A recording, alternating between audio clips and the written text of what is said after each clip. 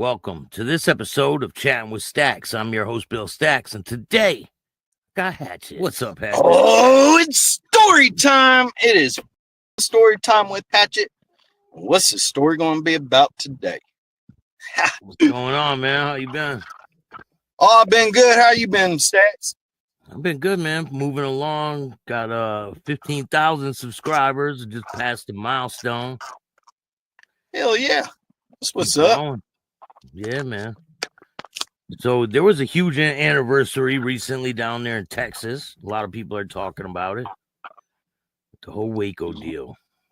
Yep. Every year, May 17th, it hits the news like wildfire. You'll have, we ride it every year. Every year we go Twin Peaks, release balloons. That's where Never Forgive and Never Forget comes in.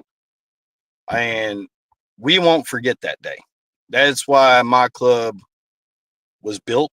That's the reason why it was designed. And, you know, in the process of it being built and designed, it pissed off a couple of people.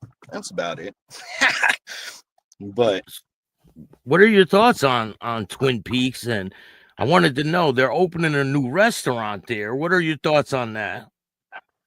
so this is actually the third time that I've seen a new restaurant be open. So if it's going to last, it's going to last. It's kind of a cursed place for businesses. So this is the third time I've seen it remodeled. And over the years, they'll open up. A couple months later, they shut down. And it's right next to a Harley Davidson shop, big old dealership. So it might work, it might not. I just haven't seen it in the last 10 years open up and stay running. I mean, 9 people is a lot for it to pass away. Do you think they should knock it all down, make it a park or something like that? In my opinion, I'd like to see it turn into a restaurant. But, you know, every year that we go up there, you know, the police already know that we're going to be there. So they're already waiting, watching, filming. This year was a little bit less than normal. We only had 6. But then we also had to call the ambulance. I'm surprised. We had one person fall out. Yep. Well, from the heat.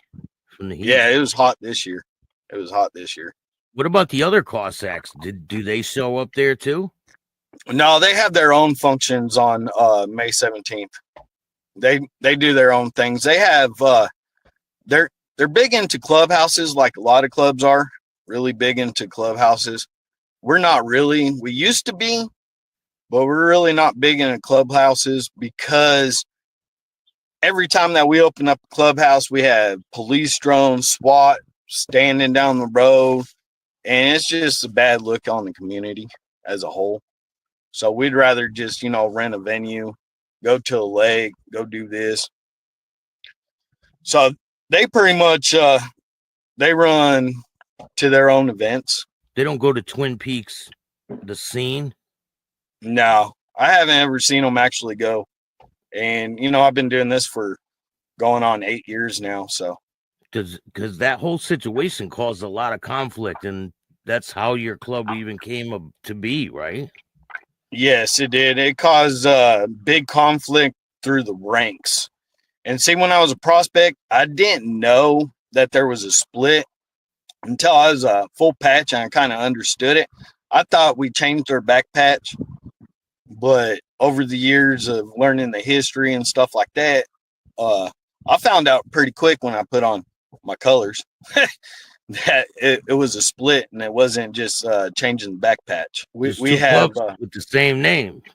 They get mixed up quite a bit, right? They do, but here in Texas, mostly everybody knows the difference.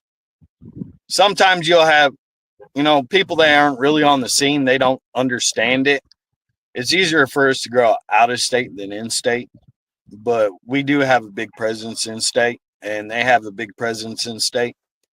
And over the years, you know, our paths have crossed, and it has happened. It happens, you know what I mean, over the years. But pretty much nowadays, people just stay in their own lanes here in Texas. because of all the police profiling and stuff. It's been pretty quiet recently, right? Yeah, it's been pretty quiet. But, every time this comes around every year, they try to bring up new history, and they always try and bring this back to a case.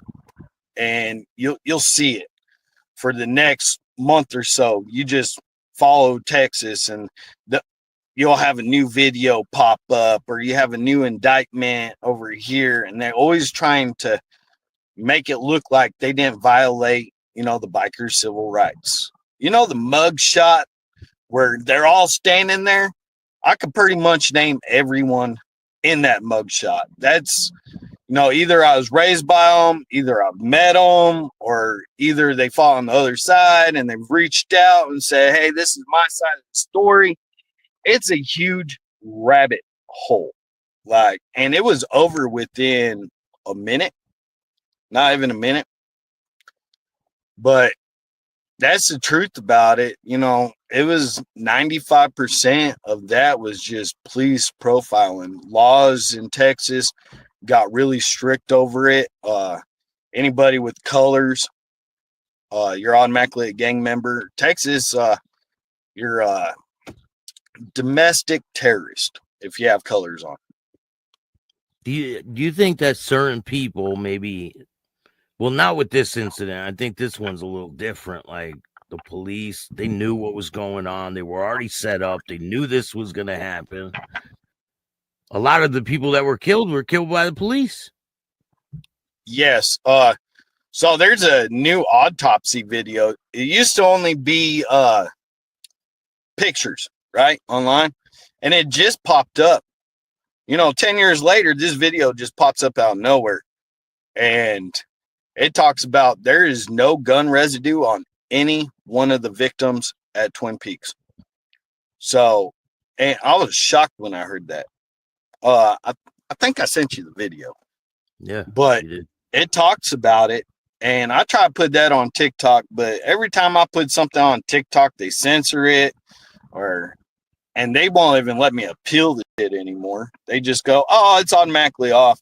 Yeah, my nephew and my brother's murder that happened a couple months ago, all those videos got censored, all of them.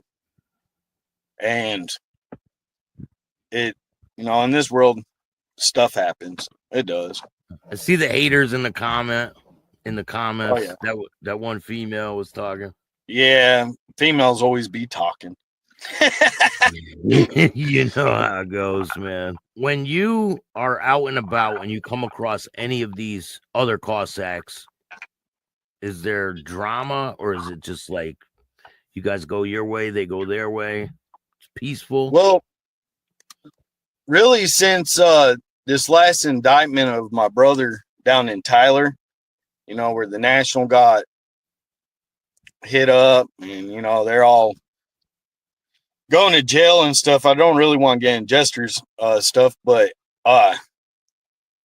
there has been a mutual understanding. You stay your way, and we'll stay our way, and we're not going to communicate with each other. Because at the end of the day, like last time I did something on Twin Peaks, I actually had the feds come to my house. And for what reason? They said that I was on a green light list, and he was talking. I was like, man, I wear my shit everywhere I go. It's a normal social media. Somebody's going to say something, and they take that seriously on social media. Yeah, somebody says there's a threat on someone's life, right? If there's a threat on someone's life, they have to let that person know if they know. Yeah, well, they buff. So when they came to my house, I didn't have a vehicle, and my bike was in the shop. So I had to call a prospect over to my house, and I had to give him my house address. It didn't even show up on Google Maps. They buffered out my whole entire block. And it was like that for 20 days. And it made me paranoid. I was like, damn, they have this power, and it's insane. They were reading messages that I was talking to a guy a year ago about. I was like, I live in a biker lifestyle. If every day I was worried about somebody saying something, I would never go outside.